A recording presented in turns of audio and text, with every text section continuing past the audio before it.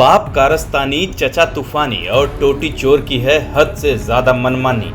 यहीं से शुरू होती है सपाइयों की असली कहानी। जो सपाई साल भर पहले कहते थे कि लॉकडाउन बिना प्लानिंग के हुई, नोटबंदी बिना प्लानिंग के हुई, आज वो बेहतर प्लानिंग की वजह से भारत में निर्मित वैक्सीन लगवाने के लिए दौड़े दौड़े फिर रहे हैं। अरे ओ नकली लोहियावादियों, प्लानिंग करके तो तुमने प्रदेश को लूटा था।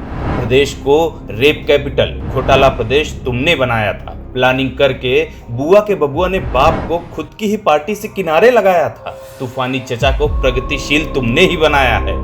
रही बात सौतेले भाई की, तो उसे करोड़ों की कार का झुंझुना पकड़ा कर खुद सत्ता की मलाई चाटने लगे। सच्चाई ये है कि जिस राम मनोहर लोहिया के सिद्धांतों पर तुमने पार्टी बनाई, आज उन्हीं लोहिया की बातों को तुम भूल चुके हो।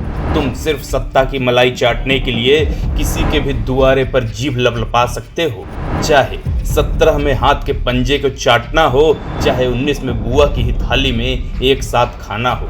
और अब तुम दोनों जगहों से दुत्कार दिए गए हो तो कहते हो कि हम अकेले ही सत्ता की लड़ाई लड़ेंगे। अरे बबुआ, सच्चाई ये है कि तुम्हारे साथ कोई खड़ा होने के लिए तैयार ही नहीं है, क्योंकि तुमने सिर्फ अपनों की पीठ में छुरा घोंपने का काम पूरे जीवन किया है।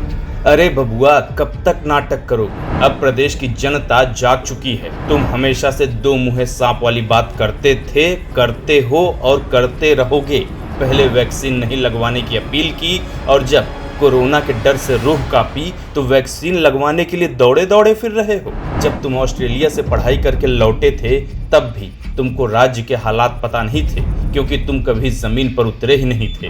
तुम सिर्फ एक भ्रांति में 5 साल मुख्यमंत्री रहते हुए नोएडा शहर नहीं जा सके कि तुम्हारी कुर्सी चली जाएगी। लेकिन पगले, उसी नोएडा में योगी जी ने जाकर बता दिया कि जो काम करता है उसे किसी अंधविश्वास का डर नहीं होता। अंधविश्वास करने का काम तुम जैसे ढोंगियों का है, जो बाप की बनाई विरासत पर हक जमा कर बैठ गए हो और खुद को नंबरदार समझने लगे हो। लेकिन घबराओ मत, तुम्हारा दिन कभी नहीं लौटेगा। वैसे भी 2012 में तुम्हारे बाप के नाम पर लोगों ने वोट दिया था, तुम्हारे नाम पर नहीं। और तुम्हारा भी हश्र वही होगा जो तुम्हारी बुआ का हुआ।